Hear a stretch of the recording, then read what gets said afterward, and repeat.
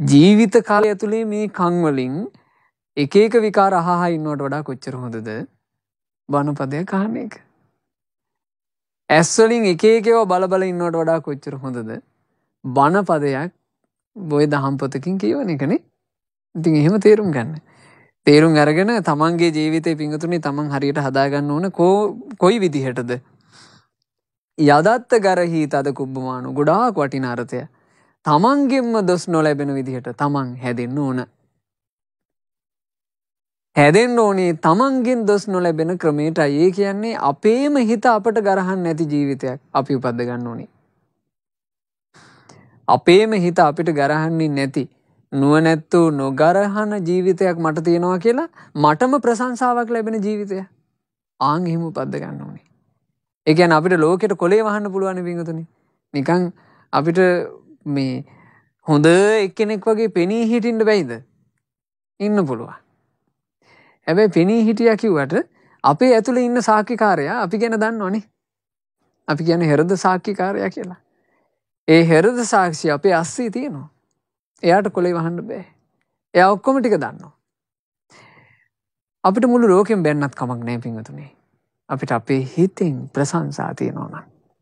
ඒ නිසා තමන්ගේ හිතින් තමන්ට පැසසුම් ලැබෙන තමන් ජීවිතේ ගත කරපු විදිහ ගැන ආපහු හැරී බලද්දි තමන්ගේ ඇස්වලට සතුටු කඳුලක් උනන අන්න එහෙම ජීවිතයක් ගොඩනගා ගන්න.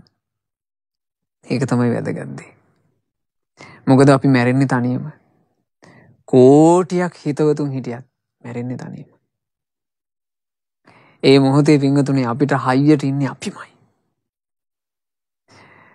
පිංගුතුන් මේ වෙනකමුත් ජීවිතේ යම් මේ වැරද්දට පෙළඹිලා ඔහි වැරදි කර කර ඉන්න කෙනෙක් නම් අද පුළුවන් වෙනස් වෙන්න. මේ දැන් පුළුවන් වෙනස් වෙන්න. මං ඒ කරලා හැරි හැරි බලන්න ඕන. මං අවුරුදු මෙච්චරක් වෙනකන් මට බණපද හිතට ගිහින් තිබ්බේ නෑ. හැබැයි මං අසවල් දවසේ මගේ බණපදේ හිතට ගියාද එදා ඉඳලා මං වැරදි කරලා නෑ. ආන් එහෙම හිත හිත තමන් සතුටු වෙන්න ඕනේ. තමන්ගෙන් දොස් නොලැබෙන ජීවිතයක් තමා ගත කළ යුතුයි.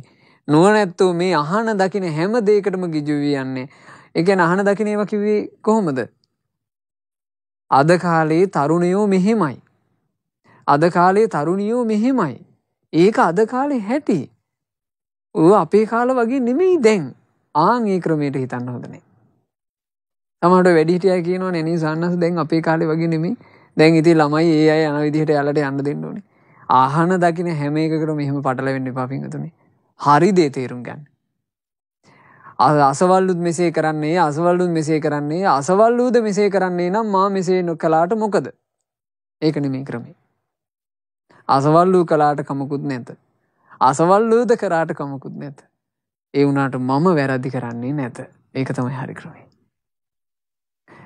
ලෝකයක් වැරදි කරද්දී තමන් වැරදි නොකරනවා නම් තමන්ට ප්‍රශ්නයක් නැහැ. ලෝකයක්ම දොස් සහිත වෙද්දී තමන් දොස් සහිත නැත්තම් තමන්ට ප්‍රශ්නයක් නැහැ. මුළු ලෝකෙම හැදුනත් තමන් හැදිලා නැත්තම් තමන්ගේ ප්‍රශ්නේ හැමමයි. තේරුණා නේද කියපු දේ? ඒ නිසා පිංගුතුනේ මේකේ තියෙන්නේ තමාව හදා ගැනීමක්.